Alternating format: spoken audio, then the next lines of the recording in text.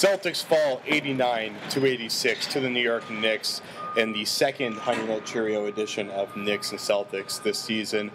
Welcome to the Garter Report on Celticsblog and CLNS Radio.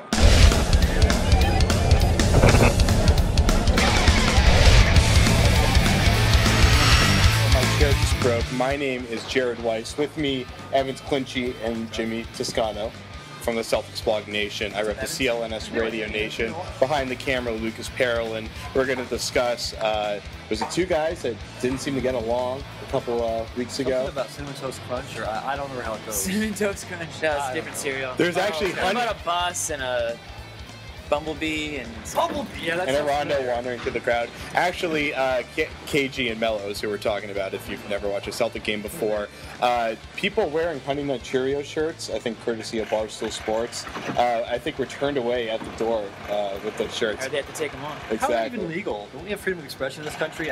No, we live in communist Russia. Because they're still communists, right? That was an up-to-date reference there. So we're going to talk about that fourth quarter, which was super duper wonderful. We're going to talk about all-star snubs and all-star duds. And we're going to box out and go balling tonight, baller of the night, because we always do that in every single show. So KG, Melo, they square off for the first time since a lot of tension happened, a lot of pushing, a lot of shoving, not really, but a lot of jabber talking. And then Melo chases after KG, going to the locker room, gets denied, waits for run by the bus, gets denied by about 400,000 security guards. Tonight, nobody's separating them on the court. They get to talk to each other. Let's see what they had to say about the two things. KG did not really want to talk about it. No, he didn't say much. There's no grudges between myself and KG. Whatever happened, it happened. It's over with. You know, we spoke about that. And it's over with. I don't hold grudges, anything like that. And you know, he fell. I helped him up. And I don't have nothing against a guy like that. Final question, folks. Thing over and done with. So KG storms off there. He doesn't want to talk about it. Melo, probably because of the way that the game ended up going, was a little bit more willing to talk about it. Evans, we'll start with you. I mean, who won the battle? Obviously, Melo won the battle tonight. But what do you think of the situation now that it's over? I guess. I mean, yeah, it's 2 weeks in the past. At this point, you just put it behind you and let your player do the talking. And Carmelo's played the talking. He had a decent game. He scored 28 points. Took him a lot of shots to get there, but. In the end, his team gets the win, so he's going to be happy, obviously. Yeah, I mean, the reports are that they talked it out on the phone, and they do talks it out. They did this thing, whatever they want to call it, dapped it out before the game started. And I know Melo even helped KG up at one point off the floor, so that was very peace loving. So I guess it's good to see that. I mean, are they best friends? No, but they're cordial enough to be able to play a basketball game against each other. So unfortunately for the Celtics, Melo played a better one than Garnett did tonight. So. It's funny, with all the jokes that we've made, they did technically hold hands. I suppose. When he helped, technically they're holding hands there. Sure. But I mean, KG had a lot of responsibility in this game because you have Tyson, who's so active on the weak side for the Knicks, and then Amar'e, who was 4 for 7 from the field, but 7 for 8 from the line. Most of that, I think, all of that coming in the first half, actually. So Amar'e kind of gets taken out of the game for a lot of the second half. The Knicks, they end up scoring in the paint 32 points, which isn't really a ton. Celtics at 50. So how do you think KG, even though his numbers aren't really fantastic, 3 for 9 shooting, only 8 points, did have 12 rebounds. But I mean, Jimmy, how do you think KG did tonight? I actually thought he did well. I mean, a lot of the stuff he didn't show up in the stat sheet. I thought he was active. I thought he was setting a lot of picks. He was trying to pop. He was trying to roll. It was tough getting him the ball tonight. I mean, give it up for Chandler and guys like Stoudemire. I mean, they were preventing him at a lot of points from getting the ball down low in the paint. I did think I don't have any complaints of the way he played. I mean, yeah, there were some jump shots that he missed, but you can say that about everybody on the Celtics lately. Sure. The entire team is missing jump shots, and that's essentially why they're losing games. So I don't think you can look. You can look at the stat sheet and say, oh my gosh, well, Carmelo dominated the matchup. Well, it wasn't exactly them one-on-one the whole time either. I mean, they weren't matched up against each other for the entire game. I thought that Garnett did some things well and Carmelo did some things well. I mean, you're never going to see Garnett take 28 shots, so it's kind of tough to compare the stats. It wasn't KG against Melo, it was KG against the Knicks' entire inside presence. I mean, you look at the Celtics' defense in the paint, it's all on KG. I mean, Brandon Bass has played terrible. Jason Collins and Chris Wilcox are not playing at all pretty much. It's all on KG to stop the Knicks single-handedly. You look at Tyson Chandler, who's one of the best inside of pick-and-roll scorers in the league. All-star. All-star, absolutely deserving all-star, by the way. Yeah. Sure. And you look at Amar'e, who's starting to play well these days. You look at Carmelo. I mean, the Knicks are dominating in the paint, and it's all on KG to stop all of them all by himself. Yeah. I mean, given all that, you'll take 8 points and 12 boards. It's not bad. He had a pretty decent game. And important to note, Wilcox had a DNP CD, coach's decision. It's been the third straight game. Exactly. It's been the right thumb injury for a few weeks now, but right now he's getting DNPs because the coach isn't playing.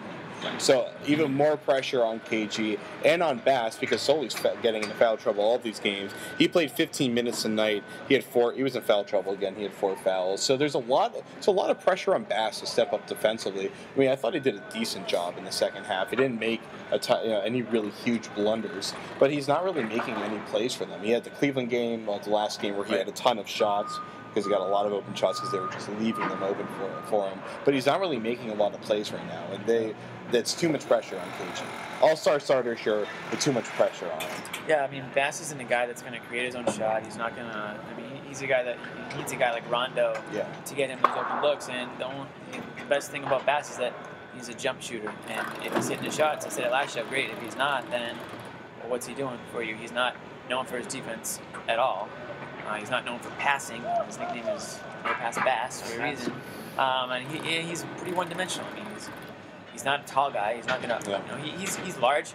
He can. Sometimes he can out-rebound you on the offensive glass. But overall, he's a jump-shooting big guy. And if he's not hitting his jump shot, then he's kind of worthless. All right, Evans, can you please describe the fourth quarter for me? The fourth. How did I say it? The fourth quarter went Celtic turnover, Nick miss, Celtic turnover, Nick miss, Celtic turnover, Nick miss, game over. Beautiful basket. Pretty much. Yeah. I mean, more or less. Yeah. The one exception to that was when J.R. Smith got a shot that he did not miss, which was that giant 3 with a minute left to put the game away. Yeah. Other than that one shot, it was pretty much just Celtic turnover, Nick miss. Ad infinitum. There you go. Yeah, it was an offensive, I guess you could say, struggle for both these teams at some points in the game. I don't know if it's a testament to the defense or if it's just off shooting night for both guys. I know they both missed a lot of threes. I'm sure we'll get into that in later. But, it's at least, if the Celtics are going to lose, I'd rather them lose low scoring than lose 115 to 100. You know what I mean? Because if they're playing defense, and that was a big issue with this team to start the year. And at least that's something that they've seemed to fix a little bit. And now it's just the offense. And I think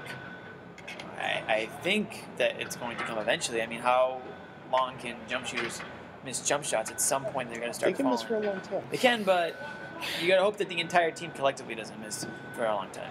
Guys should start, hopefully, Jason Terry shot. Jason Terry. Once in a blue moon. Yeah. I mean, you look at the numbers, 89-86 is a pretty respectable low score, but I don't think this really felt like an 89-86 game. It just seemed like a lot of open shots were missing. And the Celtics' defensive rotations are not at their sharpest right now. There were a lot of plays where the Knicks would just kind of shuffle the ball around the perimeter and bang, bang, bang, 3 passes later, there's an open 3, and they just happen to miss that 3. That's not defense, that's just the shot riming out. Yeah. And, how many times did J.R. Smith have a good look and it just rimmed out? That's not defense. But the Knicks will do that. They'll shoot themselves into a game and shoot themselves out of it. And they lead the league in, I think, made and attempted 3-pointers. So usually that stat hinges on their success. And tonight, they didn't shoot well, but they did come up with the win, just barely. But I think that's a little more, it's probably less often than usual that they would shoot that poorly from 3 and still win. They shot themselves out of this game. By the way, 8 for 28 from downtown for the Knicks, which is crazy. 28 attempts is just nuts, especially for a team that was leading most of the second half. They shot themselves out of this game. They still won, and it's mostly, let's not say it's the reason, but a huge reason is those last couple possessions there. Pierce fumbles the ball away. Quickly, before we hear from Paul and Doc themselves about this, Jimmy, was that entirely Pierce's fault? What do you think happened on those plays? How awful? No, it wasn't entirely Pierce's fault on both plays. I didn't get a clean look at the first turnover with Terry. I don't know exactly what went on there. I think was Pierce just not ready for the pass because he was crawling around his screen and he just kind of Terry just kind of gave it to him there. And listen, Pierce is a big reason for both those turnovers. I do think the second one was a little more interesting because I think Rondo had a chance to do other things with the ball. I think on the inbounds, he may have had Jeff Green going to the basket. And I think Doc said that he had Terry open at 1.2.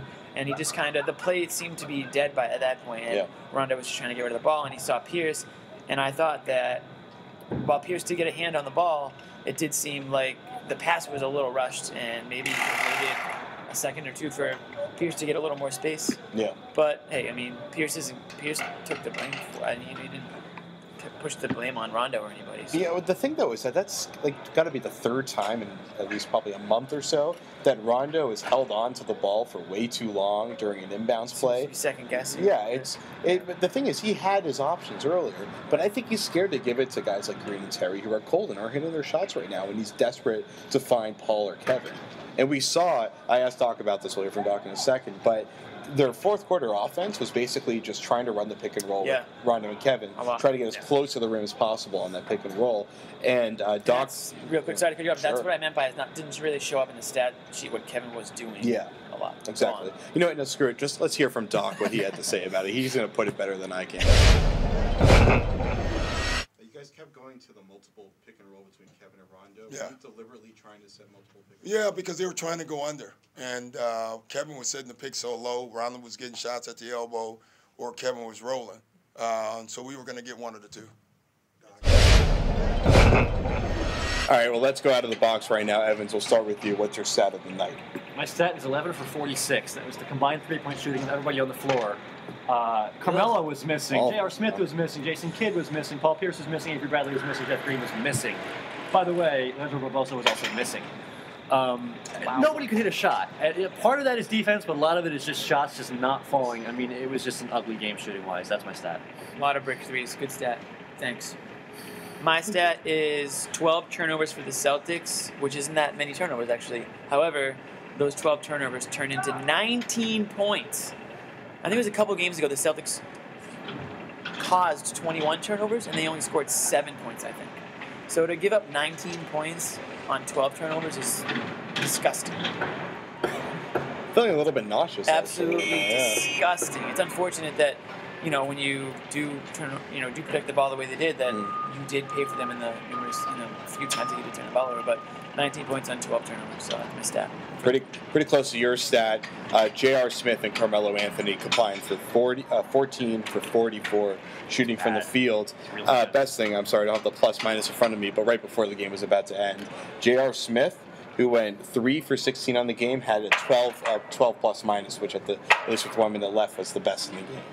So maybe shooting numbers or plus minus, one of those two numbers probably doesn't add up right there. I'm guessing probably the shooting numbers there because he had, because they won the game. No, you see what I'm saying? They won the game, so his plus minus clearly was what ended up mattering in the end. I'm guessing individual player plus minus for one game is garbage. But exactly. But if you watch J.R. Smith, he was trying to make so many plays, but he was just chucking up so many bricks tonight.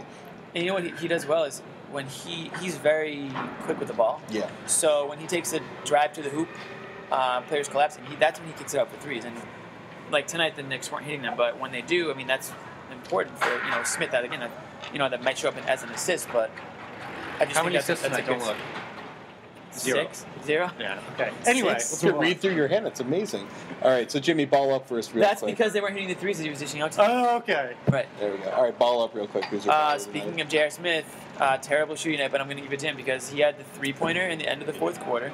I'm getting all the shit for that. We're going to give it to him. I know, because listen, I mean, that was a 2-point game that he made into a 5-point game in the last minute of the game there. Yeah, sure. And then he was the reason that Pierce turned the ball over to end the game for the Celtics. So, listen, I mean, you shoot, what was it, 3 for 16? I mean, that's terrible shooting. But if the Celtics had a player like Smith coming off the bench for them all season, the way Smith has come up for the Knicks, they would have a much better record than they do because they have lacked a player to take over off the bench, off the second unit. Jeff Green hasn't done it. We know Terry hasn't done it. Sully has shown up in spurts, but he can only do so much as a rookie big guy playing the limited minutes that he is. So that's my guy tonight, J.R. Smith. Get past the box score and just look at the plays he made down the stretch. My player of the game is Amar'e Stoudemire. There, I said it. He's gotten a lot of flack this season. Mr. Six-Man. Yeah, absolutely. I mean, look, he's older and more out of shape and more hurt than he has been in the past. He's gotten all this garbage from fans. But look, he was efficient. 15 points on 4-7 shooting. He shot well from the free throw line, 9 boards. Limited minutes. The guy does a lot with him. I mean, Amar'e, they tried to throw Jared Sullinger at him tonight. They tried to throw Jeff Green at him, and he was just like, please, I'm going to dominate those guys. I mean, Amar'e, he stepped up and did what he had to do, and I'll give him credit. All right, for me, thank you. I'm going to make the easy pick. It's Carmelo Anthony. But you know why? because the guy 28 shots? the guy shot 11 for 28, and he still won the game for his team. I mean, no matter how awful his shooting numbers are, it's still at the end of the game, he's still the guy that's taking over. They just gave him one-on-one with Jeff Green for like 10 straight plays in the fourth quarter there. And for the most part, he was either able to beat Green and actually get to the rim or get himself to the line a couple times, or he was able to find somebody open and make the play. So Carmelo, he probably got a ton of hockey assists. Keep track of hockey assists. Come on, guys. It's an important stat. Like half it really, exactly. Half of assist for give him half an assist. But, I mean, he must have had like probably 8.5 assists if you add up all the hockey assists. He had 3 assists on the game, but you add up those hockey assists. He must have had at least 8 of those in the fourth quarter. Rondo had 25. Exactly. So, Rondo, great game for him. If the Celtics win this game, it's definitely going the other way around. Right, same thing. I gave it to Rondo last game when they lost, and I can't give it to him every game, even though you could probably argue that he does deserve it most of this time. So Rondo gets the Jerry West Baller of the Night award. We'll get from that tonight. All right, so we're going to go around the league right now. All-Star reserves announced today. We got our snubs, and we got some of our duds ready for you in a minute. But first, Paul Pierce is the one that I'm sure people are furious on Twitter, probably saying things that they're going to regret really badly in the morning when they sober up about Pierce not making it. But let's hear what Doc said, who's a little bit more sober than you guys right now. So Paul didn't make the All-Star team.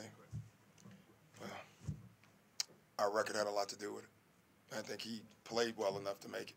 But listen, you're 2 games under 500. We already have 2 guys on the All-Star team. I think the coaching bylaws say we can't put 3 guys on. So that's probably the reason. Doc didn't even know that Pierce had made it. Yes, he did. Get out of here.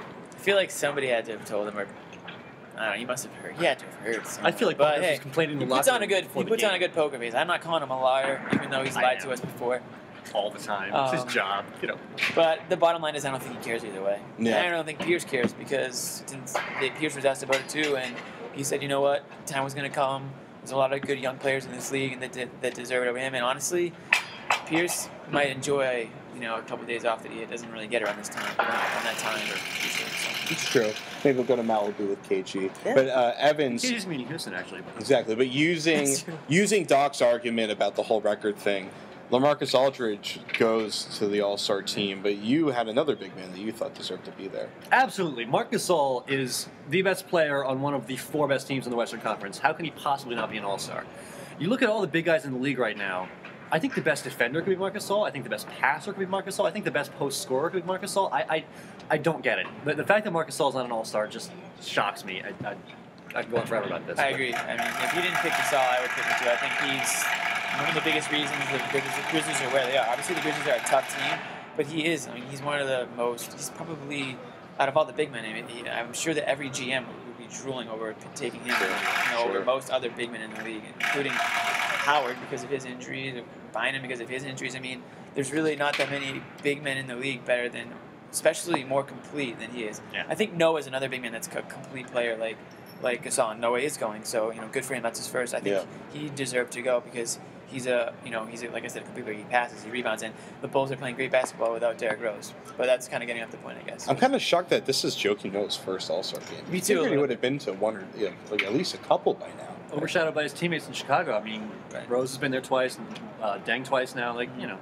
And overshadowed by Dwight Howard, of course, who was always the automatic starter in the Eastern Conference, so it's hard to kind of vie for that backup spot. Now, I thought Anderson Varejao should have been given the honorary All-Star. He should have been voted in by the coaches. So many and games, then no, but I think he was so good that he probably should have been voted in by the coaches and then replaced because they knew he wasn't going to play in that. So I was kind of disappointed that didn't happen. I mean, I don't know if they would have really allowed for that to happen just by the rules. But for me, Steph Curry, I'm kind of shocked that he's not an All-Star right now. Now, I know that there's kind of a logjam in the backcourt, but if I had to choose between putting LaMarcus Aldridge or Zach Randolph, we could vote.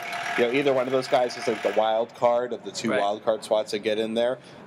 There's no question in my mind that Curry probably should be in there over Aldridge. And then, of course, the whole factoring for the Grizzlies needing an All-Star representative kind of thing. Because don't forget, David Lee already got it, who definitely is the most deserving backup big. Lee's had great team. Yeah. But he's so underrated. It's true. And this is now that he's on a winning team, Yeah, but now that he's on a winning team, he's finally getting the respect. Even though he's playing, I mean, he's definitely playing better than usual, but it's not like he's completely revolutionized himself. He's just more efficient, a little bit more ball dominant now. But Steph Curry is absolutely one of the most ball dominant players in the game and one of the most well-rounded players in the league this year.